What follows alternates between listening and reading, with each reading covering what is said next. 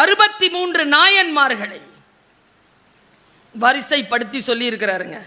எனக்கு இதுல என்ன தெரியுமா, ஆச்சரியத்திலையும் ஆச்சரியங்க. 3 பெண்கள் தான். காரைக்கால் அம்மையார், மங்கையர்க்கரசியார், இசைஞானியார். திலகவதியார் கூட நாயன்மார் இல்லை, தீட்சை கொடுத்தவங்கள தான் அவங்க அப்பர் சுவாமிகளுக்கு. இந்த 3 பேர் தான். இந்த 3 பேர்ல இசைஞானியார் கூட சுந்தரமூர்த்தி நாயனாருடைய அம்மா விட்டுடுங்க. இந்த மற்ற 2 பேர் இருக்காங்கல்ல, கூன் பாண்டியருடைய மனைவி மங்கையர்க்கரசி, பரஞ்சோதியினுடைய மனைவி காரைக்கால் அம்மை. இந்த 2 பேருக்குமே சிக்கலே புருஷன் தான், வீடு தான் சிக்கலே. இந்த சிக்கல்கள்ல இருந்து வெளியில வந்தவங்க தான் 2 பேரும். இதை இன்னைக்கு சொன்னா ஏத்துக்குவீங்களா? வீடு தான் சிக்கல், வீட்டுல இருந்து வெளியில வந்தா நாயன்மார் ஆகலான்னா? அந்த 2 பேர் என்ன பாடுபட்டு இருக்காங்க. செயற்கரிய செய்தார் மங்கையர்க்கரசி, செயற்கரிய செய்தார் காரைக்கால் அம்மை. நான் இன்னைக்கு வரலாறை சொல்லுகிறேன். நம்முடைய தமிழ்நாட்டின் பக்தி இயக்கத்தை முன்னெடுத்து சைவம் தழைக்க பாடுபட்டவர்களில் முன்னத்தி ஏர் பிடித்தவர்களில் ஒருத்தி காரைக்கால் அம்மையார். காரைக்கால் அம்மையாரினுடைய முயற்சியினால் தான் இன்றைக்கு தமிழகத்தில் பக்தி என்கின்ற ஒன்று இருக்கிறது என்பதை துணிச்சலாக சொல்ல முடியும். இன்னொருவர் திருமூலர். இந்த திருமூலரும் காரைக்கால் அம்மையாரும் கொண்டெடுத்த பக்தி இயக்கம், அதற்கு பிறகு திருஞான சம்பந்தராலும் திருநாவுக்கரசராலும் மாணிக்க வாசகராலும் சுந்தரமூர்த்தி சுவாமிகளாலும் முன்னெடுக்கப்பட்டது சைவக்குறவர் நால்வர். இந்த போராட்டங்களுக்கு பிறகுதான் பாடல் பெற்ற திருத்தலங்களாக பல திருத்தலங்கள் நமக்கு கிடைத்து இன்றைக்கு அன்னார்ந்து பார்க்கக்கூடிய சைவ திருத்தலங்கள் நமக்கு கிடைத்திருக்கிறது என்றால், இதோ இந்த புராணத்தில் உலா வருகின்ற அத்தனை வரலாற்று புருஷர்களாலும் வரலாற்று பெண்மணிகளாலும் இது நிகழ்ந்தது. நான் திருவண்ணாமலை கோயிலுக்கு போயிருந்தேன். அந்த கோபுரத்தை இப்படி பார்க்குறேங்க. நான் இன்னைக்கு வரலாறு சொல்றேன்.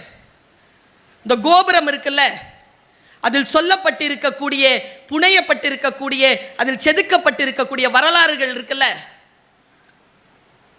இன்னும் 1,00,000 ஆண்டு போனாலும் தமிழ்நாட்டிலிருந்து இந்த சிந்தனையை யாராலும் எடுத்துவிட முடியாது என்கின்றபடிக்கு நிமிர்ந்து நிற்கிறது கோபுரம். இது அரசியல் அல்ல, இது இந்த மக்களின் வாழ்வியல் நெறி. நம் நாட்டு மக்களின் வாழ்வியல் நெறி சமயம் என்பது. ஜாதிக்குத்தான் நாம் எதிராக போராட வேண்டுமே தவிர சமயங்களுக்கு எதிராக போராட வேண்டிய அவசியம் இல்லை என்று சொல்லிக் கொடுக்கிறது பெரிய புராணம். பெரிய புராணத்தை வாசித்து வாசித்து உள்ளே போகின்ற பொழுது ஒரு ஆச்சரியமான செய்தி வருகிறது. இப்படிலாம் செய்ய முடியுமா? ஒருவரால் இந்த செயற்கரியதை செய்ய முடியுமா?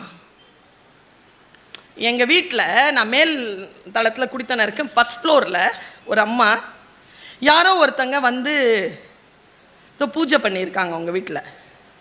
அந்த அம்மா உணர்ச்சி வசப்பட்டு இந்த பூஜை செஞ்சாங்கல்ல, அவங்களுக்கு 15,000 ரூபாய் புடவை புதுசாக வாங்கியிருக்கு தான் பொண்ணு கல்யாணத்துக்கு. அதுவும் பட்டு வேஷ்டியும் அவங்களுக்கும் அவங்க வீட்டுக்காருக்கும். அதை எடுத்து அவங்க 2 பேருக்கும் தட்சணையாக கொடுத்துருச்சு. அவங்க எடுத்துகிட்டு போயிட்டாங்க. ஆனால் கொடுத்ததுலேருந்து இந்த அம்மாவுக்கு மனசே சரியில்லை. உணர்ச்சி வசப்பட்டு கொடுத்துருக்க கூடாதோ? 2வது நாளே ஹார்ட் அட்டாக்குங்க. அதுக்கு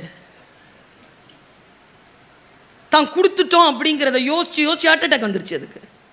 எண்ணியர் எண்ணியாங்கு எய்துவர் எண்ணியர் திண்ணியராக பெறின்.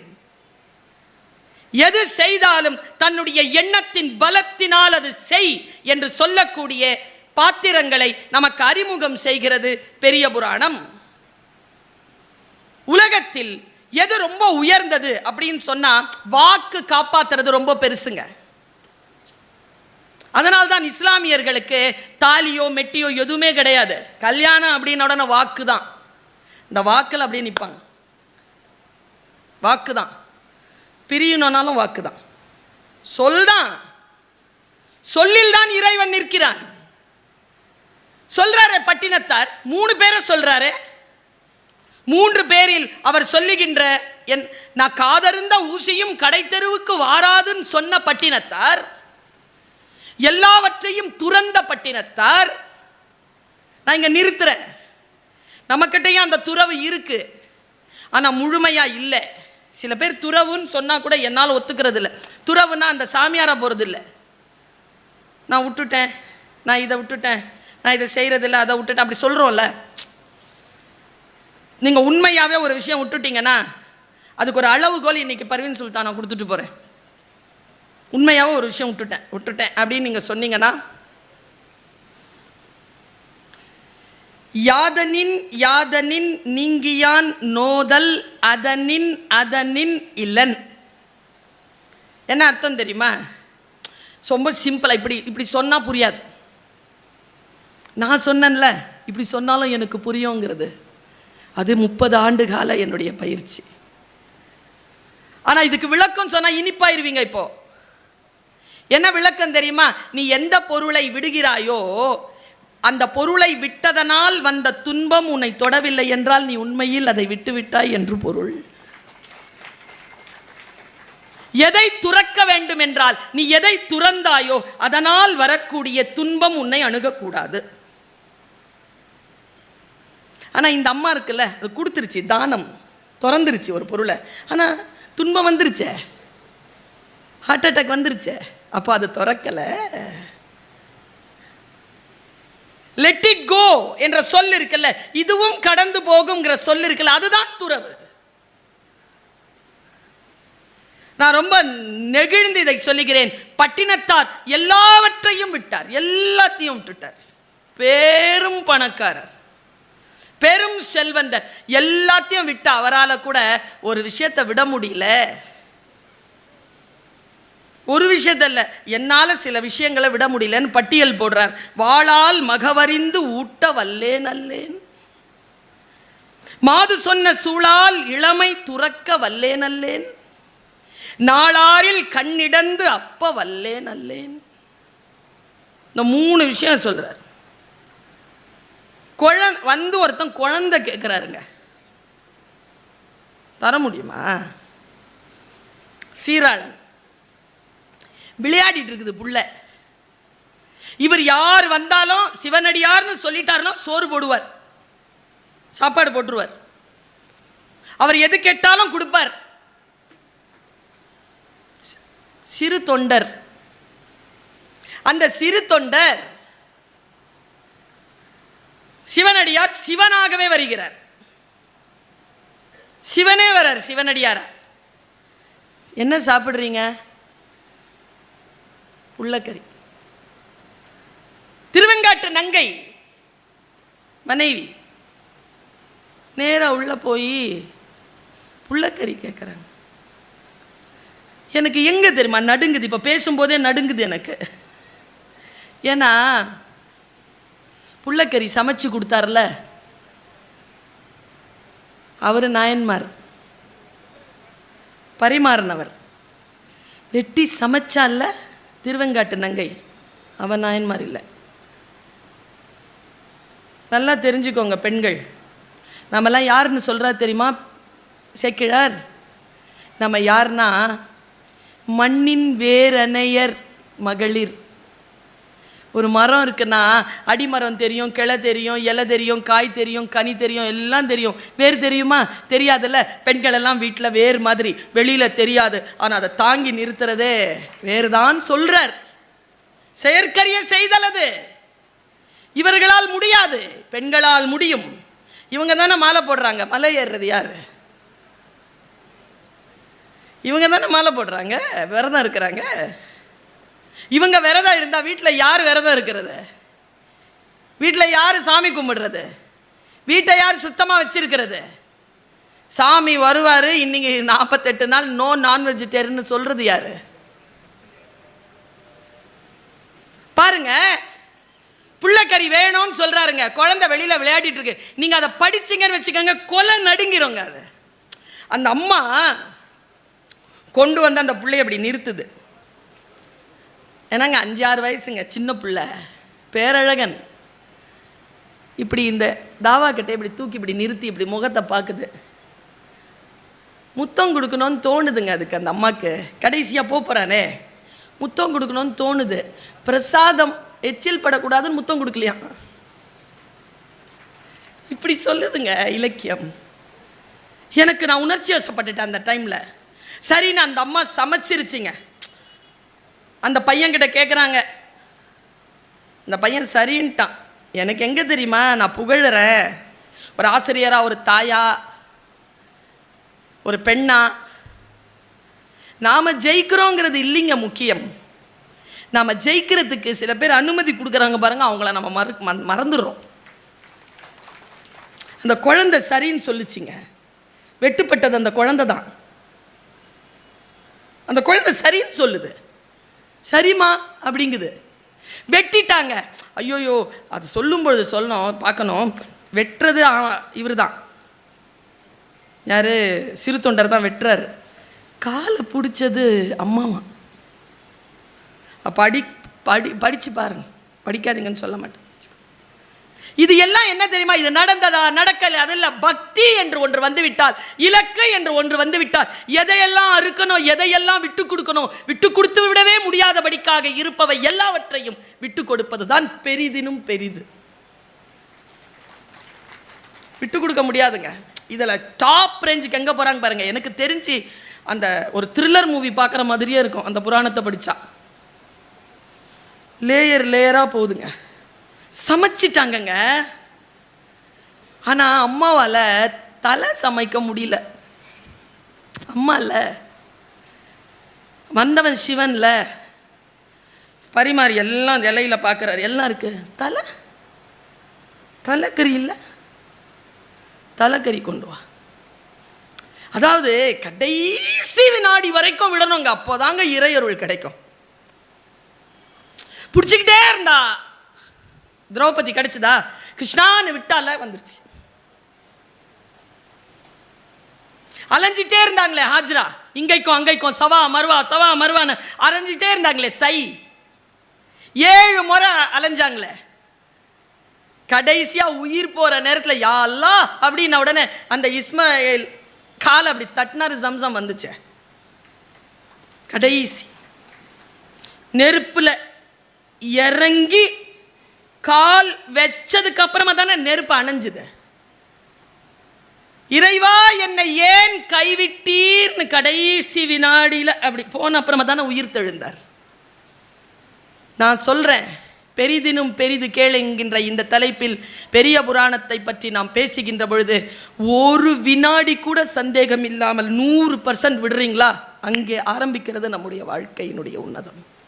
100% விட்டுறணும். ஒரு பாயிண்ட் கூட இல்லாம விடுறாங்க. அவ தலைக்கறி சமைச்சு வச்சிடுறா. வச்ச உடனே சாப்பிட உட்கார்ந்தவர் கேட்டாரு, எங்க உங்க பிள்ளை? எப்படி இருக்கும்? அமைதியா இருக்காங்க 2 பேரும். கூப்பிடுங்க வருவாங்க. அம்மா அழுறா. எப்படி வருவான்? சீராளா கூப்பிடு, சீராளா கூப்பிட்ட உடனே புள்ள ஓடி வந்துருச்சு வெளியிலேருந்து. அப்படி சொல்லுது பெரிய புராணம். நீ பெரிதினும் பெரிய விஷயங்களை செய்தால் இறைவன் அதைவிட பெரிய விஷயங்களை உனக்கு செய்வான் என்பது அவனுக்கு முன்னால் நீ தாழ்பணிய வேண்டுமே, முழுமையாக உன்னை ஒப்படைக்க வேண்டுமே. ரூமி சொல்கிறார், சில நேரங்களில் தொழுகை நிகழ்ந்து விடுகிறது. அப்படியே அப்பா வீட்டில் போய் யோசிச்சு பாருங்க. தூங்க மாட்டீங்க, இன்னைக்கு தூக்கம் வராது. தொழுகையெல்லாம் தொழுகை அல்ல, தொழுகையில் சில வினாடிகள் தான் தொழுகை நடக்கிறது. கனெக்ஷன் இருக்குல்ல, அது எப்பவாது தான் வரும். சில பெரிய விஷயங்கள் எல்லாம் யோசனை. எங்க அப்பாங்க கவிஞர், அவர் வாணியம் படிக்க அடிக்கடி வந்துட்டு போவார். இங்க நடக்கும்ல முஷாயரெல்லாம் நிறைய நடத்துவீங்களே. அப்பா இங்க வந்துட்டு போவார். எனக்கு சின்ன வயசுல தெரியும், இந்த இனிப்பு மிட்டாய் வாங்கிட்டு வந்தாலே வானம்படிக்கு போயிட்டு வந்திருக்காருன்னு அர்த்தம். அவர் சொன்னாருங்க, மரணம் அடைகிற அந்த தருணத்தில் சொன்னார். இதை பல இடங்களில் நான் சொல்லியிருக்கேன். 10 மணிக்கு இருக்கிறார், 7 மணிக்கு கவிதை சொன்னாருங்க அப்பா. அப்போ ட்ரூ கவிஞன், உண்மையான கவிஞன். तारिक ने माजी के वो दौर भी देखे हैं, लम्हों ने खता की थी, सदियों ने सजा पाई. हे அப்பா, காலம் தன் பேரேட்டில் ஒரு மிகப்பெரிய ரகசியத்தை பொத்தி வைத்திருக்கிறது. வினாடிகள் தான் தவறிழைக்கின்றன, தண்டனையோ யுகங்களுக்கு கிடைக்கிறது. அர்த்தம் பெரிய விஷயம். இதை புரிஞ்சுக்கிட்டா யார் ஒருவர் வினாடிகளை காப்பாற்றிக் கொள்கிறார்களோ அவர்கள் யுகங்களை காப்பாற்றிக் கொள்கிறார்கள். முழுமையாக தன்னை ஒப்படைத்தல், அந்த பின் பாயிண்ட்ல நிக்கிறது இருக்குல்ல, வாளால் மகவறிந்து ஊட்ட வல்லேன் அல்லேன், முடியாதுப்பா என்னாலங்கிற. அடுத்தது, மாது சொன்ன சூழால் இளமை துறக்க வல்லேன் அல்லேன். நான் பெண், எனக்கு அந்த நிலைப்பாட்டில் முழுமையான அறிவு இல்லை. படித்ததை, பெற்ற அறிவை பகிர்கிறேன். பெண்களுக்கெல்லாம் அந்த நிலை வேறு, தாய்மை என்கின்ற நிலை உண்டு. எங்களுடைய நிலைப்பாடே பயாலஜிக்கலாவோ சைக்கலாஜிக்கலாவோ பிசியாலஜிக்கலாவோ வேற. ஆண்கள் என்பவர்கள் வேறு, அவர்களுடைய சைக்காலஜி, அவர்களுடைய பிசியாலஜி, அவர்களுடைய பயாலஜி வேற. திருநீலகண்டர், அவருக்கு கல்யாணம் ஆயிருக்கு, ஆனால் பிற பெண்களின் மீது இச்சை. ஒரு முறை அவர்கள் அந்த இச்சையை நுகர்ந்து விட்டு வருகிறார்கள். ஒன்றும் இல்லை, வீட்டுக்கு வந்துட்டு மனைவியை அழைக்கிறார். மனைவிக்கு தெரிந்து போனது இவர் சரியா இல்லை. அவர் தொட அனுமதிக்கல. தொட அனுமதிக்காத பொழுது என்ன வார்த்தை சொன்னாங்க தெரியுமா? எம்மை தீண்டுவீராயின் திருநீலகண்டம். என்ன தொடக்கூடாது, சாமி மேல சத்தியம், சிவன் மேல சத்தியம். அவர் அப்படியே நின்னாருங்க, திருநீலகண்டம்னா நின்னார். என்னைன்னு சொல்லல அந்த அம்மா, எம்மைன்ட்டாங்க. எம்மைன்னு சொன்னதால் இனிமேல் என் வாழ்க்கையில் பெண்களை தீண்ட மாட்டேன் என்ற சத்தியத்தை அந்த வினாடியில் எடுத்தார் திருநீலகண்டர். மாது சொன்ன சூழால் இளமை துறக்க வல்லேன் அல்லேன்ங்கிறாரு பட்டினத்தார். குழந்தை வெட்டி தர முடியாது, இளமையை துறக்க முடியாது. பெரிய புராணத்தில் வந்தவர்கள் எல்லாம் இதையெல்லாம் செய்தார்கள், செயற்கரியதை செய்தார்கள். நமக்கு முன்னால் இருக்கக்கூடிய மனிதர்கள் சில சாதனைகளை செய்கிறார்கள். எனக்கு இன்னும் ஒருத்தரை ரொம்ப பிடிக்குங்க, அது திருமூலர். பேரறிஞர் அண்ணா எப்பொழுதுமே அவருடைய வார்த்தையை தான் சொல்லிக்கிட்டே இருப்பார். ஒன்றே குலம், அவர் சொன்னதுதான், திருமூலர் சொன்னதுதான், திருமந்திரம். நான் இதை பல இடங்களில் சொல்லியிருக்கேன். இதை ஒரு வாய்ப்பு எனக்கு முத்தமிழ் மன்றத்தில் சொல்லுவது என்பது எனக்கான ப்ரிவிலேஜ், எனக்கான பெருமை. எங்கள் அப்பாவுக்கு தமிழ் படிக்க தெரியாது, ஃபுல்லாக உருது தான், தமிழ் கூட்டி கூட்டி தான் படிப்பார். எங்கள் வீட்டில் நாங்கள் 5 பிள்ளைங்க, 5 பிள்ளைங்களில் படிக்க வச்சுதுங்க எங்கள் அம்மா. இவ்வளோ வறுமையாக இருந்தாலும் வேலைக்கு அனுப்பலை, படிக்க வச்சுட்டாங்க. நீங்கள் 5 பேரும் நல்லா இருக்கும், கற்ற கல்வியால் நல்லா இருக்கிறோம். 5 பேரும் கல்வியை வைத்து தான் நன்றாக இருக்கிறோம். 5 பேரும் நன்றாக இருக்கிறோம். எனக்கு ஒரு அண்ணன், ஒரு அக்கா, ஒரு தம்பி, ஒரு தங்கச்சி. இந்த 5 பேரில் கவிதை, பாட்டு இதெல்லாம் நான் மட்டும்தான் எங்கள் அப்பாவோட உட்காந்து கேட்பேன். எங்கள் அப்பா அப்படின்னாலே கவிதை சொல்கிறாருன்னு அர்த்தம், எல்லாரும் ஓடிடுவாங்க. நான் மட்டும்தான் இருப்பேன். எங்கள் அம்மா அப்படின்ட்டு போயிடுவாங்க, நான் மட்டும்தான் கேட்பேன். அப்பாவுக்கு அது எனக்கு ரொம்ப பிடிக்கும். அப்பாவுக்கும் எனக்குமான அந்த நெருக்கம்ங்கிறது கவிதை தொடர்பானது. நிறைய விஷயங்கள் சொல்வார் அப்பா எனக்கு. அப்பா சொன்ன கவிதைகள் எல்லாம் மனப்பாடம் பண்ணி ஒரு புக்கே போட்டுடலாம். நான் மனப்பாடமாக அதை யோசிச்சு பார்த்தேன்னா போட்டுருவேன். நான் வக்ஸே டர்கர் ரஹோ, ना जाने कब बदलेगा उसका मिजाज, वक्से है दिन वक्से है रात. காலத்திற்கு பயந்து கொள், அதன் இயல்பு எப்பொழுது மாறும் என்று யாருக்கும் தெரியாது. காலமே இரவு, காலமே பகல். இப்படியா சொல்வார்? குழந்தைகிட்ட சொல்வார் எங்கள் அப்பா. எங்கிறதாவது ஏதாவது. எங்கள் அப்பா என்னுடைய அண்ணனுக்கு காலிப்னு தான் பேர் வச்சாருங்க. என் அண்ணனுக்கு பேர் காலிப். கவிதையில் அவ்வளோ ஆர்வம். மிர்சா காலிப் பேரை தான் அப்பா வச்சார். காலிபனுடைய அடுத்த சிஷ்யர் தான் அல்தாஃப், ஃபஸ்ட்டு டிசைபிள். என் அண்ணனுடைய பேரே காலிப் அல்தாஃப் தான். பாட்டு பிடிக்கும் அப்பாவுக்கு, அதனால் என் பேர் பர்வீன் சுல்தானான்னு வச்சார். அந்த அம்மா இருக்குதுல்ல இன்றைக்கும் பாட்டு பாடுறம்மா, அஸ்ஸாம்காரங்க, பத்ம விபூஷன் பேகம் பர்வீன் சுல்தானா. நான் பேச ஆரம்பிச்சிட்டேன். அப்பா பாடுவேன் தான் பேர் வச்சார் போல். ஒரு நாள் என்னுடைய 8வது வகுப்பு, நான் நல்ல ஞாபகம் இருக்குது, நாங்கள் ஷீட் வீட்டில் இருக்கோம், டிப்பு ஸ்ட்ரீட். அதில் ஒரு குட்டி பால்கனி இருக்கும். சனிக்கிழமான அப்பா வந்து 50 ரூபா கொண்டு வருவார், எக்ஸ்ட்ரா மணி. அன்றைக்கி தான் அடுத்த நாள் வந்து கறி சாப்பாடு கிடைக்கும் எங்களுக்கு. நல்ல கறி வச்சு சமைப்பாங்க அம்மா, அந்த 50 ரூபா வச்சு. ஞாயிற்றுக்கிழமைனா கறி சாப்பாடு. அன்னைக்கு அப்பா 50 ரூபா கொண்டு வரல. வீட்டில் அம்மாவுக்கு அப்பாவுக்கும் சண்டை, எனக்கு நல்ல ஞாபகம். ராத்திரி 11:30 மணி இருக்கும். அம்மா சண்டை போட்டு தூங்கிட்டாங்க. எங்கள் யாருக்குமே சாப்பாடு கொடுக்கல அன்றைக்கி நைட்டு. நாங்கள் எல்லாருமே அழுது தூங்கிட்டோம். அப்பா நாளைக்கு காலையில் காசு கொண்டு வரலையேன்னு சொல்லிட்டு சண்டை. அம்மா ராத்திரி 11:45 12 மணி இருக்கும். என் காலை யாரும் இப்படி சுரண்ட மாதிரி எழுந்திரிச்சு பார்த்தா அப்பா எந்திரினார். நேராக அப்பா பால்கனிக்கு போனார். நானும் பால்கனிக்கு போகிறேன். ரூமில் என் ஜோல்னா பை இருக்குது. அம்மா எழுந்திரிச்சிட போகிறா, மெதுவாக எடுத்துகிட்டு வானார். மெதுவாக எடுத்துகிட்டு வந்து கொடுத்தேன். திறந்து பார்த்தா இதா பெரிய புக்கு. நான் ரத்னா கேஃபில் இறங்கினேன்னா 50 ரூபாய் இருந்துச்சு. கீழே புக்கெல்லாம் போட்டு விற்றானா, இந்த பெரிய புக்கு 50 ரூபான்னு சொன்னான். என் பிள்ளை படிக்கிற பிள்ளை. புக்கு வாங்கினா இவ விட மாட்டா. வாங்கிட்டேன். தமிழில் தான் இருக்குது, எனக்கு தெரியாது என்ன புக்குன்னு, படி. அந்த இந்த மாதிரி ஒரு தெரு லைட் விழுது பல்கனியில். 13 வயசு எனக்கு. இப்படி பார்க்குறேன் என்னன்னு, என்ன புக்குன்னு. திருமூலர் அருளிய திருமந்திரம். இன்றைக்கும் அப்பாவுடைய நினைவாக அந்த புக் என்னுடைய ஷெல்ஃபில் இருக்கு. அப்படி தான் திருமூலர் எனக்கு அறிமுகமாகிறார். ஒன்றே குலம் ஒருவனே தேவன், படமாடும் கோவில் பகவர் கொன்றியில், நடமாடும் கோவில் நம்பர்க்கதாக, நடமாடும் கோவில் நம்பர் கொன்றியில், படமாடும் கோவில் பகவர்க்கதாமே.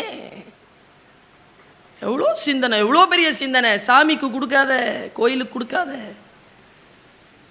கோயிலுக்கு சாமிக்கு கொடுத்தா மக்களுக்கு வராது, மக்களுக்கு கொடு சாமிக்கு போயிடும்.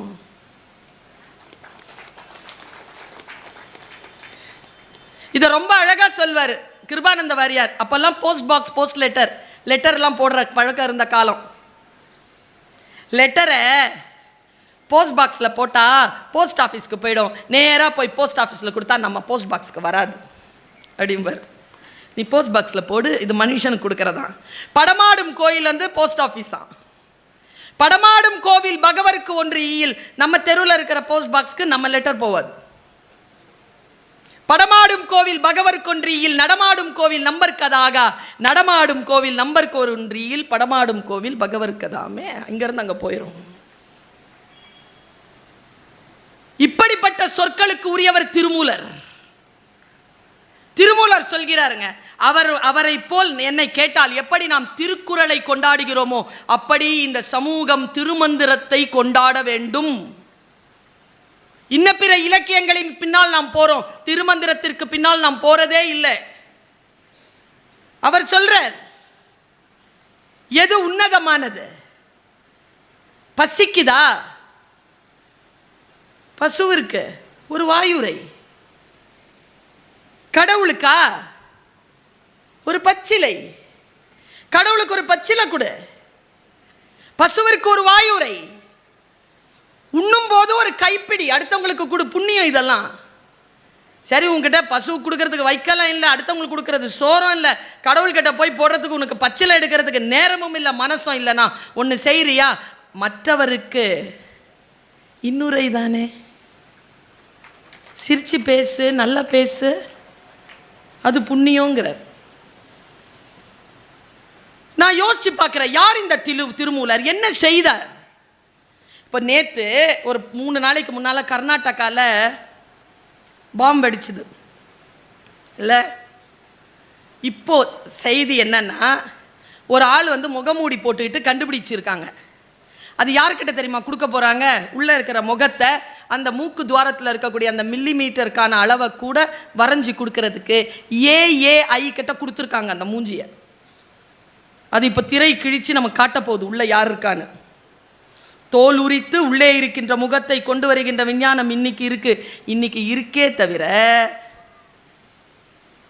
இன்னொரு உடலுக்குள் உயிர் செலுத்துகின்ற வித்தை இன்னைக்கு தெரிஞ்சுதா? திருமூலனுக்கு தெரிந்திருந்தது. பெரிய விஷயம் இல்ல, அது கற்பனை இல்லையே, வாழ்ந்த கதை தானே. திருமூலன் சித்தன் சுத்திக்கிட்டே இருக்கிறான். பார்த்தா ஒரு இடையன் பாம்பு கடிச்சு செத்துட்டான். அந்த ஆடு மாடெல்லாம் தவிக்குது அவன் பின்னாலேயே. ஆடு மாட்டுக்கு போகிறதுக்கு தெரியல, அதை இடையனை விட்டு போக மாட்டேங்குது. அவருக்கு மனசில் ஒரு துக்கம் வந்துருச்சு, ஒரு பாசம் வந்துருச்சு அந்த ஆட்டு மாடு மேலே. உடனே என்ன பண்ணார்? போய் ஒரு இடத்துல படுத்துட்டு தன் உயிரை எடுத்து இடையன் உயிரில் செலுத்தி அவர் எழும்பி உட்காந்து அந்த அந்த ஆணிரைகளை எல்லாம் ஒரு இடத்துல சேர்த்துட்டு அப்புறமா வந்து சேருவோன்ட்டு விழுந்து இறந்து அந்த உயிரை எடுத்து இடையன் மனசு உடம்புல போட்டார். நான் எங்கே தெரியுமா வியக்கிறேன்? உயிர் தானேங்க திருமூலருது, மூளை இடையந்து தானே. சித்தன் உயிர் அந்த மூளையை தன்வசப்படுத்தியது. திருமூலனாகவே அவன் இருந்தான். எடுத்து போய் ஆணிரைகளை தன்னுடைய இடத்தில் சேர்த்துட்டு திரும்பி வந்து பார்க்குறாரு, உடம்ப காணோம், எரிச்சிட்டாங்க. அந்த இடையன் உடலிலேயே இருந்து இந்த உலகத்தை நீத்தவர் திருமூலர். இப்படி ஒரு கதை பெரிய புராணத்தில் வருகிறது. நான் இப்படி நிறுத்துறேன். 7ஆம் நூற்றாண்டில் வந்த ஆதிசங்கரர், 7ஆம் நூற்றாண்டில் வந்த ஆதிசங்கரர் இந்து மதம் என்கின்ற ஒரு மதத்தை பொலிட்டிசைஸ் பண்றார். அவர் மிக மிக மிகப்பெரிய ஆளுமை. அவரால் தான் இன்றைக்கு இந்த அளவிற்கு ஒரு டிசைன்டா ஒரு விஷயம் இருக்குன்னா ஆதிசங்கரருக்கு அதில் மிக முக்கியமான பங்கு உண்டு. ஆதிசங்கரர் சிவானந்த லஹரி அப்படின்னு ஒரு வடமொழி இலக்கியத்தை இயற்றுகிறார். அந்த சிவானந்த லஹரியில ஆதிசங்கரருங்க, நீங்க வேணா எடுத்து பாருங்க, 61வது ஸ்லோகம் கடவுள் மீதான அன்பை சொல்கிறது. இங்க நான் நிறுத்துறேன். சரியை, கிரியை, ஞானம், யோகம் 4 முறை தான். இந்த 4 முறையில் தான் இறைவனை வழிபட முடியும். சரியை என்பது பக்தி, கிரியை என்பது நம்முடைய மூச்சை அடக்கி இருக்கும் வாழ்வியல் முறை, ஞானம் என்பது ஞான வழிபாடு, யோகம் என்பது யோக வழிபாடு. இன்னைக்கு யோகாலாம் சொல்றாங்கல்ல, யோக வழிபாடு. ஒவ்வொரு மதமும் இந்த 4 மதத்துல தான் அடங்கும். ஒன்று இன்னொன்றை ஏற்றுக்கொள்ளும், ஆனால் சிலது ஏற்றுக்கொள்ளாது. எனக்கு தெரிஞ்சு இஸ்லாத்தில் பக்தி அப்படிங்கிற ஒரு சொல்லில்ல, சூஃபிசம்ல இருக்கு பக்திங்கிற ஒரு கான்செப்ட். ஒட்டுமொத்தமாக இஸ்லாம் பார்த்தா சரணாகதி தான், பக்திக்கெலாம் அங்கே இடம் கிடையாது. யூ சப்மிட் யுவர் செல்ஃப், அவ்வளோதான், யூ ஒபே. ஆனால் சரியை அப்படி இல்லை. சரியை கொஞ்சம். இப்போ கிருஷ்ண ஜெயந்தி அன்னைக்கு என்ன பண்ணுறீங்க? என்னென்ன பண்ணுறோம்ல, இது பக்தி. பிள்ளையார் சதுர்த்தி அன்னைக்கு பிள்ளையார அவர் கிரிக்கெட் ஆடுறாரு, அவர் பேட்ஸ்மேனாக இருக்கிறாரு, எப்படி வேணா அவனா. கிருஷ்ணன் சின்ன குழந்தை, இளைஞன், முதியவன், குரு, பக்தியால் வர்றது. நீங்கள் உங்களுடைய வாழ்க்கையில் இறைவனை ஒன்று கலந்து உணர்வது இருக்குல்ல, அந்த ஒன்று கலந்து உணர்ந்து அவனோடு கொஞ்சி விளையாடுவது, அவனோடே கிடப்பது, அவனையே அணைத்து கொள்வது, இது எல்லாம் பக்தியினுடைய உன்னதம். இப்போ இந்த பக்தியை, இந்த கடவுள் பக்தியை ஆதிசங்கரர் எப்படி வேணாலும் சொல்லி இருக்கலாம். ஆதிசங்கரருக்கு தெரியாதா? யாரை உதாரணமாக எடுத்து சொல்றார்? இப்போ சார் சொன்னார், உங்க ஊருக்கு, உங்க கம்பெனிக்கு ஒரு அம்மா வந்தாங்க, பர்வீன் சுல்தானா மாதிரி பேச்சாற்றலோடு வரும். வந்துட்டாங்களா? எத்தனை வருஷமா? இன்னும் முயற்சியில் தான் இருக்காங்க. ஏன் தெரியுமா முயற்சியில் இருக்காங்க? என்ன மாதிரி வரணுங்கிறதுனால முயற்சியில் இருக்காங்க. அவங்கள மாதிரி வரணும்னு முடிவு பண்ணியிருந்தாங்கன்னா என்றைக்கோ வந்திருப்பாங்க. தன்னை எக்ஸாம்பிளாக நிறுத்துறதுங்க, தன்னை முன்னிறுத்திக் கொள்வது. தன்னை யார் ஒருவர் முன்னிறுத்திக் கொள்கிறார்களோ அவர்கள் தான் அடுத்தவர்களால் உதாரண புருஷர்களாக சுட்டப்படுகிறார்கள். இதைத்தான் நான் ஊர் முழுக்க சொல்றேன். சிகரம் என்பது யாரோ ஒருவருடைய உயரம் அல்ல, அது நம் உயரம்.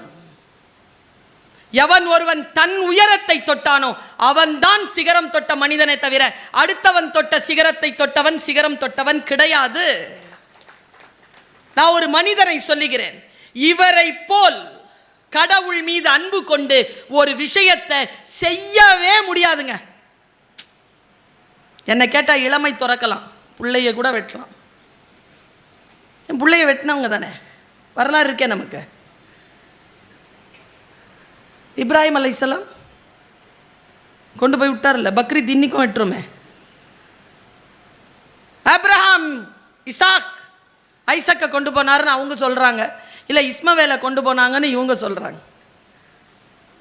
அது நல்லா சொல்வார் அப்துல் காதர் ஐயா, எல்லா தகப்பன்மார்களும் ஒருவர் தான், அவர் பரஞ்சோதி. இவர் ஆப்ரஹாம், ஆப்ரா, இவர் இப்ராஹிம், இப்ரா, எல்லாம் ஒண்ணுதான் பாரு. அடுத்தவர்களுக்கு செய்யலாம், பலிக்காத விஷயங்களை செய்யலாம், இதை செய்யவே முடியாதுங்க. நான் துணிச்சலா சொல்றேங்க, செய்ய முடியாது.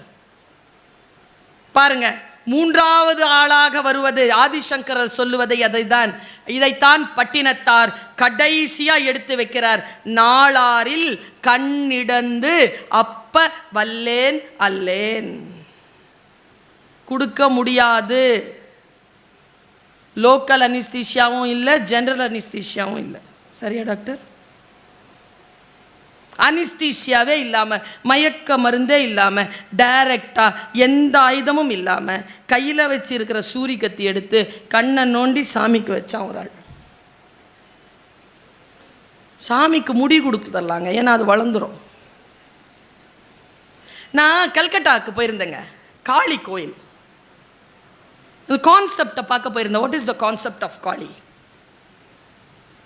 அங்க பலிபீடத்துல என்ன வச்சிருக்கான் தெரியுமா? பலி இப்படி ரவுண்டா ஒரு பலிபீடம் இருக்கு. அங்க அந்த பக்கம் ஆடெல்லாம் வெட்டுறாங்க, கோழி ஆடெல்லாம் வெட்டுறாங்க. இந்த பக்கம் இருக்கிற அந்த பலிபீடத்துல ஆடு வெட்டுறதுக்கு முன்னால எவன் ஒருவன் ஆட்டை வெட்டுகிறானோ அவன் நேரா வந்து தான் கழுத்தை வைக்கணும். அங்க தான் கழுத்தை வைக்கணும். என்ன கான்செப்ட் தெரியுமா? ஹே காளி மாதா, இதோ நான் இந்த பாவ உடலை, இந்த பாவ வாழ்க்கையை உனக்கு முன்னால் பலியிடுகிறேன். இனி நீ எனக்கு புது வாழ்க்கையை தந்து உன்னுடைய அருளின் பால் இருக்கக்கூடிய ஒரு மனிதனாக என்னை எழுப்புவாயாகன்னு சொல்லிட்டு தலையை வச்சு தன்னை எல்லாத்தையும் பலி கொடுத்துட்டு புது மனுஷனா எழுந்து போறாங்க காளி கோயில்ல, கல்கட்டால. தன்னை பலியிடுதல்,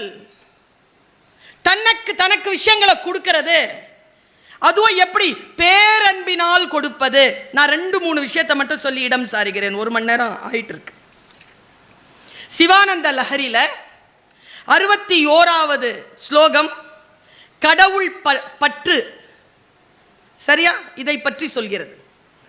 63வது ஸ்லோகத்துல ஆதிசங்கரர் ஒருவரை பேசுகிறார்.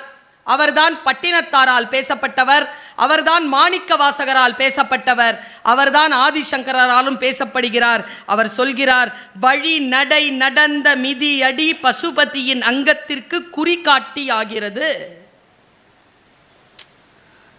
மனசுல வாங்கி வச்சுக்கோங்க, விளக்கத்தை சொல்றேன்.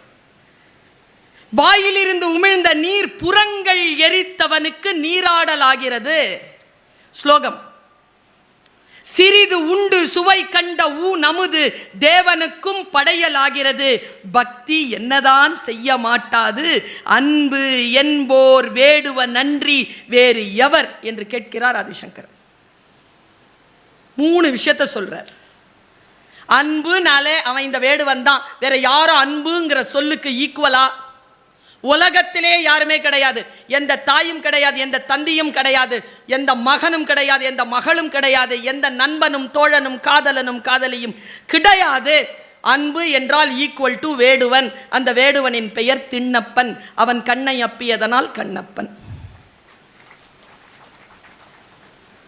என்ன செஞ்சான்னு சொன்னா நடுங்கி போயிடுவோம் நாம. இன்னசென்ஸ் இஸ் பிளிஸ் என்ற ஆங்கிலத்தில் நான் படித்திருக்கிறேன். குழந்தை மனதோடு இருக்கிறதற்கல்ல, அன்புக்கு தெரியாதுங்க. அன்புக்கு வேற எதுவுமே தெரியாது. நான் பல இடங்களில் பேசியிருக்கேன். அன்புக்கு எதிர்பதம் எதுங்க? சொல்லுங்க. துவேஷமா? இல்லை. அன்புக்கு எதிர்ப்பதம் அகேன்ஸ்ட் எது? அன்புக்கு அகேன்ஸ்ட் எது? கோபமா? துரோகமா? குரோதம். அப்பா துரோகம்ன உடனே அப்பா சொன்னது ஞாபகம் வந்துருச்சு. ना कर किसी के ज़र्फ़ से बढ़कर रह लो वफा कभी, ना कर किसी के ज़र्फ़ से बढ़कर रह लो वफा कभी, इसी बेजा तकल्लुफ़ से बड़ा नुकसान होता है. யாருடைய தகுதிக்கு மீறியும் அவரிடத்தில் விசுவாசமாக இருந்து விடாதே. இந்த கட்டுப்பாடற்ற பெரும் போக்கினால் உனக்கு பேரிழப்பு நேரிடும். உருது சாதாரண மொழி இல்லை. எனக்கு தெரிஞ்சு வாணியம்பாடி முத்தமிழ் மன்றம் தான், ஆனாலும் வாணியம்பாடி இல்லை, உருது கவிஞர்களை உருது அறிஞர்களை கூப்பிட்டு உன் உருதுல இருக்கிறதெல்லாம் எனக்கு தமிழில் சொல்லியான்னு சொல்ல வைங்க. நிறைய பேர் இருக்கிறாங்க வந்து. கவிக்கோ வாப்பா பாரசீக கவிதைகளையும் உருது கவிதைகளையும் அப்படி சொல்வார். அவர் மஸ்னவி பேசி நம்ம கேட்கணும். காலம் அள்ளிட்டு போயிடுச்சு அவரை. என்ன மொழிங்க, என்ன விஷயம் இது இருக்கிறது? இந்த ஸ்லோகம் இருக்கிறது சமஸ்கிருதத்தில். இந்த சமஸ்கிருத ஸ்லோகம் சொல்லுகிறது, உலகத்திலேயே அன்புனா இவன் தான், வேடுவன் தான், அதுக்கு ஏற்ற அதுக்கு மேல ஒரு அன்பு கிடையாதுறான். பாருங்க, மாணிக்க வாசகர் என்ன சொல்றாரு? கண்ணப்பன் ஒப்பதோர் அன்பு இன்மை கண்டபின் என்னப்பின் என்னப்பன் என்னையும் ஆண்டு கொண்டு அருளி வண்ணப்பணித்தென்னை வா என்று வான் கருணை சுண்ண பொன்னீற்றற்கே சென்று தூதாய் சேர் தும்பி என்று கேட்கிறார். திருக்கோத்தும்பியில பாடுகிறார் மாணிக்க வாசகர்.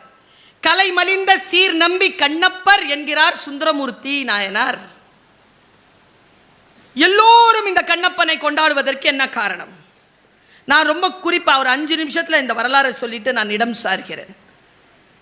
இடம் காலத்தி மலை, வேடுவன் இருக்கிற ஊர் உடுப்பூர். ஒரு பேச்சு பேசிட்டோம்னா அது அந்த தகவல் இருக்கணும்ல கையில். நிறைய பெண்கள் வந்திருக்கிறீங்க, நிறைய இளைஞர்கள் வந்திருக்கிறீங்க. உடுப்பூர்ப்பா திண்ணப்பனுடைய ஊர். அவருக்கு திண்ணப்பன்னு பேர் வச்சாங்க. அம்மா பேரு தவதத்தையார், அப்பா நாகன். 2 பேர். அவங்களுக்கு குழந்தை பிறந்தா திண்ணனார்னு பேர் வச்சாங்க. சரியா? அவருக்கு 2 ஃப்ரெண்டு இருந்தாங்க. ஒருத்தன் பேர் நாணன், ஒருத்தன் பேர் காடன். அந்த ஊர்ல அந்த உடுப்பூருக்கு பக்கத்துல, அந்த மலை காலத்தி மலைக்கு பக்கத்துல பொன்முகலி அப்படின்னு ஒரு ஆறு இருந்துச்சு. இது எல்லாம் சேக்கிழார் நமக்கு தருகின்ற தரவு, டேட்டா. இது நடந்தது அப்படிங்கிறதுக்கான டேட்டா.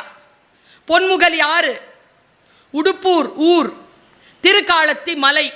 முடிந்தால் ராபி சேது பிள்ளை அவர்கள் கங்கை வேடனும் காலத்தி வேடனும்னு ஒரு கட்டுரை எழுதியிருக்கார். முடிஞ்சா அதை படிச்சிருங்க. ராமாயணத்திற்கு ஒரு கங்கை வேடன் குகன், பெரிய புராணத்தில் ஒரு காலத்தி வேடன் திண்ணன். 2 பேரும் அப்படி பயணம் பண்ணுவாங்க. எனக்கு தெரிஞ்சு குகன் கூட அன்புதான், இல்லைன்னு சொல்ல முடியாது, அது வேற. இந்த அன்பெல்லாம் டெரர். பக்கத்திலே வர முடியாது யாரும். ஆறா அங்க இருக்கும். திண்ணப்பனை பத்தி பேசினா திண்ணப்பனுடைய ஆறா அங்க இருக்கும். கிட்ட கூட நெருங்க முடியாது திண்ணப்பனை. அவன் ஒரு வேடுவன். 16 வயசு ஆகுது அவனுக்கு. முதலில் கன்னி வேட்டைக்கு புறப்படுறான். நீங்க அந்த பெரிய புராணத்தை படிச்சு பாருங்க. கரடி, சிங்கம், புலிலாம் நடுங்கி செத்துச்சான். நடுங்கி செத்துச்சான் அவனுடைய அம்புல. கடைசியா என்ன பண்றான், ஒரு நாள் அன்னைக்கு கன்னி வேட்டை. நல்லா தெரிஞ்சுக்கோங்க, 6 நாள் தான் இது நடந்தது. அதான் நாளாரில் அப்படின்னு சொல்வார் பட்டினத்தார். கண்ணிடந்த அப்ப வல்லேன் அல்லேன். இதுல 16 வயசு எல்லாத்தையும் அடிச்சு வீழ்த்திக்கிட்டே வந்தான். ஒரு கொழுத்த பன்றி எடுத்தான். பன்றி எடுத்துட்டு அடிச்சிட்டான். இந்த பன்றி எடுத்துட்டு சொல்றான், இங்கே சுட்டு சாப்பிட்டு போவோம்டா. வேட்டைக்கு போறவங்க அங்களே சுட்டு சாப்பிடுவாங்க. அங்கனே சுட்டு சாப்பிடணும்னா தின்னப்பர் கேட்கிறார், தண்ணிக்கு எங்கடா போறது? இதோ இந்த காலத்தி மலைக்கு பின்னால பொன்முகலி யாரு இருக்கு, அந்த பக்கம் போயிடுவோம். ஆனா மலை ஏறி இறங்கணுமே, பரவாயில்லையா, குடுமிநாதரை பார்த்துட்டு போயிடுவோம். அங்க குடுமிநாதர்னு ஒரு சாமி இருக்குது, அது குலச்சாமி. சரி பார்த்துட்டு, ஒன்னல சிவன் தான், அதான் குடுமிநாதன், பார்த்துட்டு போயிடுவோம். சரின்னு ஏறுறாங்க. ஏறும்போது அந்த அன்பு அவரை பற்றி கொள்ளுதுங்க. குடுமிநாதரை பார்த்துட்டு போலான உடனே மனசுல மொட்டு மலர்ந்துருச்சு. அந்த வாசனையிலேயே ஏறுறார். ஏறி போய் பார்த்தா பேரன்பு வந்துருச்சு அவருக்கு. பேரன்பின் பெருவாகத்திலே அதை போய் அப்படியே கட்டி பிடிச்சிக்கிறார். அங்க பார்த்தா சிவகோசரியார்னு ஒருத்தர் வந்து அங்க நிறைய பூஜைலாம் பண்ணிட்டு போறார். பூ இருக்கு, அப்புறமா திருமஞ்சனம் நடந்திருக்கு, எல்லாம் பார்க்குறேன். இதெல்லாம் நாமளே செய்வோமே. அன்னிலேருந்து வீட்டுக்கு போகலைங்க ஆளு.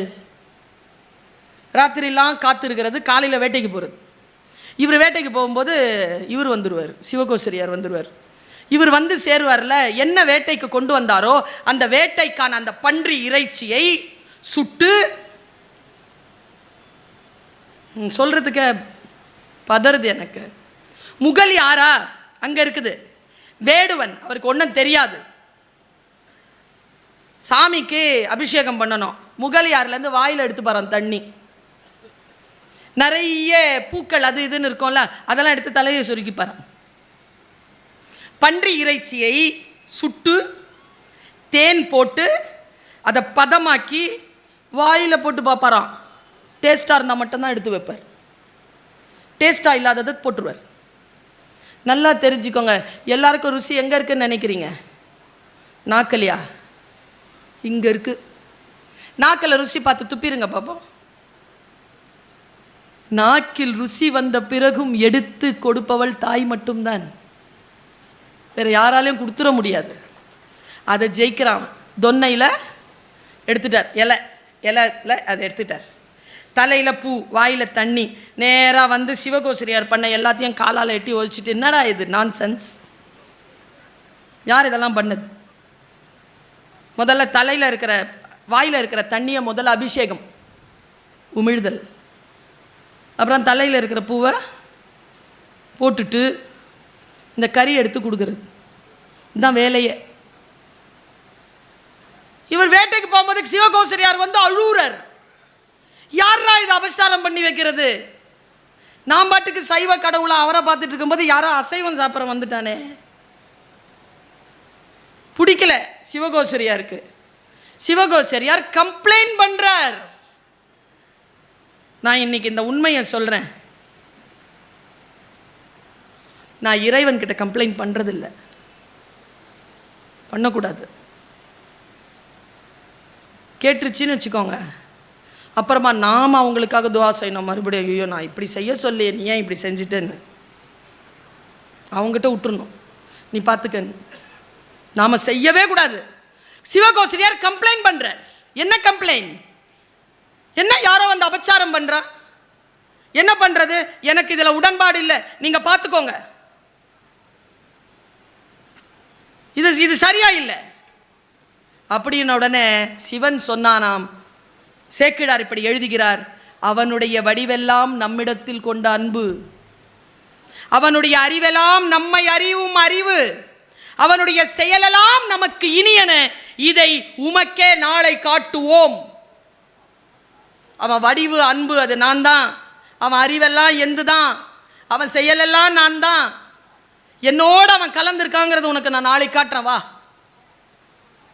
அடுத்த நாள் தலைவர் போறார். போய் சாமிக்கு எல்லாத்தையும் அது துப்பிட்டார், எல்லாம் பண்ணிட்டு இப்படி பார்க்குறார், கண்ணிலேருந்து ரத்தம் வருது. ரத்தம் வருதா? கிட்ட போய் பார்த்தா ரத்தம் வருது. ஐயோ, என் காலத்தினாதனுக்கு ரத்தம் வருது, என்ன பண்றதுன்னு யோசிச்சா அவங்க அம்மா சொன்னது, அவங்க பாட்டி சொன்ன பழங்குடி சொல் ஞாபகம் வருது. ஊனுக்கு ஊன், ஊனுக்கு ஊன், கண்ணுக்கு கண், பல்லுக்கு பல். கண்ணுக்கு கண் தான், யோசிக்கவே இல்லைங்க. சூரிய எடுத்தான், கண்ணில் எடுத்து அப்பிட்டான். இதை பின்னாலேருந்து சிவகோசரியார் பார்த்துட்டு இருக்கார். அவர் நெய்வேத்தியம் பண்ணாரே தவிர அவரால் கண்ணெடுத்து அப்ப முடியுமா? எடுத்து அப்பிட்டார். அது அழகா எழுதுவார். வலத்திரு கண்ணால் அங்கு அப்பிய வள்ளலார் தம் பெருமையினை பின்னும் காட்ட. எடுத்து அப்பிய வள்ளல். நல்லா தெரிஞ்சுக்கோங்க, இவங்க எல்லாம் வள்ளல் பெருமான் சொல்றோம்ல, இந்த இந்த மன்றத்துக்கு அள்ளி கொடுக்கறவங்க. அவங்களோட பணக்காரங்க இங்க இல்லையா? அள்ளி கொடுக்கறவங்க இல்ல, வள்ளல்கள். நான் இன்னைக்கு பதிவு செஞ்சுட்டு போறேன். வலிக்க வலிக்க எவன் கிள்ளி கொடுக்கறானோ அவன் தான் வள்ளல். கொடுத்தா வலிக்கணும், அவ்வளோ கொடுக்கணும். வலிக்க வலிக்க கொடுங்க. திண்ணப்பன் வலிக்க வலிக்க கொடுத்துட்டாங்க. பின்னும் காட்ட. ஃபர்ஸ்ட் செஞ்சிருவோம், ஃபர்ஸ்டா வந்துருவோம். ஃபர்ஸ்டே வந்துட்டு இருக்க முடியுமா? ஒரு நாள் விருந்து வச்சிருவீங்க, விருந்தே வச்சுட்டு இருக்க முடியுமா? அவன் பாருங்க நின்றுடுச்சிங்க, வலி கண்ணுல இருந்து. ஏங்க எந்த அனிஸ்தீஷியாவும் இல்லாம சூரி கண் எடுத்து கண்ணுல இருந்து எடுத்துட்டான், வலக்கண்ணில் எடுத்துட்டான், எடுத்து வலது பக்கத்தில் வச்சுட்டான். இப்போ பார்க்குறாங்க கண்ணில் இருந்து தண்ணி நின்ன உடனே. ஆனால் கண் எடுத்து வைக்கிறதுக்கு முன்னால் பச்சில கிச்சில எல்லாம் ட்ரை பண்ணான், நிற்கலை. அப்புறமா தான் அப்புறம் எடுத்த முட்டாள் இல்லாம ட்ரை பண்றான். ஃபர்ஸ்ட் எய்ட் ட்ரை பண்றான், ஃபர்ஸ்ட் எய்ட்ல நிக்கல, இதை எடுத்து அப்பிட்டான். இதை எடுத்து அப்புன உடனே அவர் சும்மாவா தலைக்கறி கேட்ட ஆள் இல்ல, இன்னொரு கண்ணிலையும் ரத்தம் வடியுது. என்ன புத்தி பாருங்க, இன்ஸ்டன்ட் புத்தி. இதுவும் எடுத்துட்டோம்னா எங்க வைக்கிறதுன்னு தெரியாதுல்ல. குறி வைக்கிறாங்க, செருப்பு கால் எடுத்து அந்த கண்ணில் குறி வைக்கிறான். இங்கே தான் வைக்கணும், லிங்கத்தின் மீது கண் மீது கால் வைக்கிறான். கால் வச்சுட்டு எடுத்தான் பாருங்க, நில் கண்ணப்ப சிவன் வந்துட்டான். நல்லா தெரிஞ்சுக்கோங்க, காரைக்கால் அம்மையரை உட்கார வைத்திருப்பான் சிவன், திண்ணப்பனை தன் தோழன் என்று பக்கத்தில் நிறுத்தி வைத்திருப்பான். திண்ணப்பன் போர் அன்பு இல்லை, அதனால் தான் அவர் சொன்னார், ஆதிசங்கரர் சொல்றார், வழி நடை நடந்த மிதி அடி பசுபதியின் அங்கத்திற்கு குறி காட்டி ஆகிறது. இப்ப புரியுதா அந்த வரி? வாயிலிருந்து உமிழ்ந்த நீர் புறங்கள் எரித்தவனுக்கு நீராடலாகிறது. வாயிலிருந்து உமிழ்ந்த நீர். நான் ஒன்று சொல்றேங்க, அன்பா இருங்க, அதுதான் வழிபாடு. நீங்க அன்பா செய்யறது தான் வழிபாடு. 5000 ரூபாய் போடுறது, 5 லட்சம் ரூபாய் போடுறது அல்ல. முடிச்சு போட்டு வச்ச ஒத்த ரூபாயை கொண்டு போய் கொடுத்தீங்கன்னு வச்சுக்கோங்க, அது அன்பானது. அன்பில் தான் இருக்கிறது பேரறம். நான் எங்க காலேஜில் ஒரு சைவ இலக்கியத்தை வைக்கணும்னு சொன்ன உடனே நான் பூசலார் புராணத்தை தான் வச்சிருக்கேன். எல்லாரும் வெளியில கோயில் கட்டினாங்க, பூசலார் மனசுல கட்டினார். செயற்கரிய செய்கை. அந்த புராணத்தை படிக்கின்ற பொழுது சில டீடைலிங் இருக்கு. அந்த டீடைலிங்காக தான் பெரிய புராணம் புகழ் பெற்றது. அவன் சாதாரணமா கட்டல, முதல்ல எல்லாருக்கிட்டையும் கேட்கிறார். பூசலார் கோயில் கட்டணும், காசு கொடுன்னு. அங்க இருக்கிறார் காவற்கோடன், அவர் சொல்லிட்டார் நான் கட்டுறேன். எல்லாருக்கிட்டையும் அவர் காசு வாங்கி அவர் உண்மையாவே கோயில் கட்டிட்டார் ராஜா. இவருக்கு யாரும் கொடுக்கல. வந்து உக்காந்தாங்க. நான் இதை சொல்லி நான் நிறைவு செய்கிறேன். உட்காடுறான் பூசலார், உட்காந்து முடிவு பண்ணிட்டார், யோ என்னடா வெளியில் கட்டுறது, என் மனசில் கட்டுறேன்டா, யார் நிலம் கொடுக்கலன்னு பார்க்குறேன். மனசில் ப்ளூ பிரிண்ட் போடுறாருங்க, எல்லாம் போய் தேடுறாருங்க நிலத்தை. நிலம் கண்டுபிடிச்சாச்சு, நிலத்தை பத்திரம் போடுறார். மனசில் பத்திரம் போட்டு நிலத்தை ப்ளூ பிரிண்ட் போட்டு, இது பெருமண்டபம், இது சிறு மண்டபம், இதுதான் பிரகாரம், இதுதான் குளம், இதுதான் கர்ப்பகர், இதுதான் கொடி கம்பம்னு போடுறாருங்க மனசுல. ஸ்தபதியை கூப்பிடுற, ஸ்தபதிக்கு ஃபீஸ் கொடுக்கிறார். எல்லார்கிட்ட இருந்தும் காசு கொடையாளராக வாங்குகிறார். கொடையாளர்களிடம் காசு வாங்கி அதுக்கு அக்கௌண்ட் வைக்கிறார்.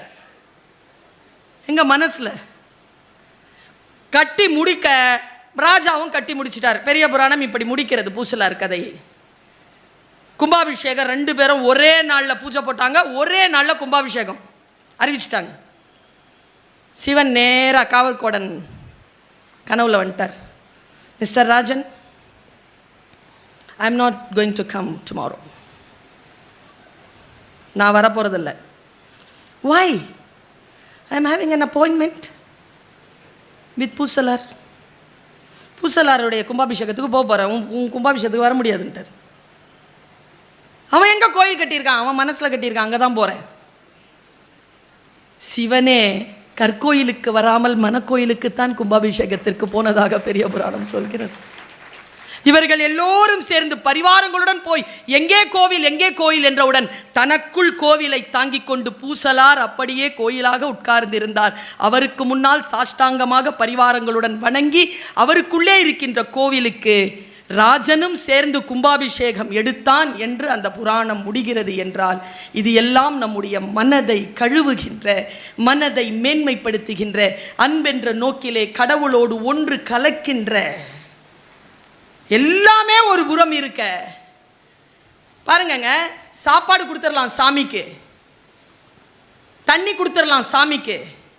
ஆனால் சாமி கிட்ட போய் அவன் கால் வச்சான்ல, அப்போ சாமியை இவன் ஒன்றாயிட்டான்ல. அந்த ஈடுபாடு, தன்னைத்தானே முழுமையாக இறைவனிடத்தில் கரைத்தல் என்பது நான் அறிய எல்லாம் இன்டலெக்ட் தாங்க, எல்லாம் ஹீரோயிசம் தான்.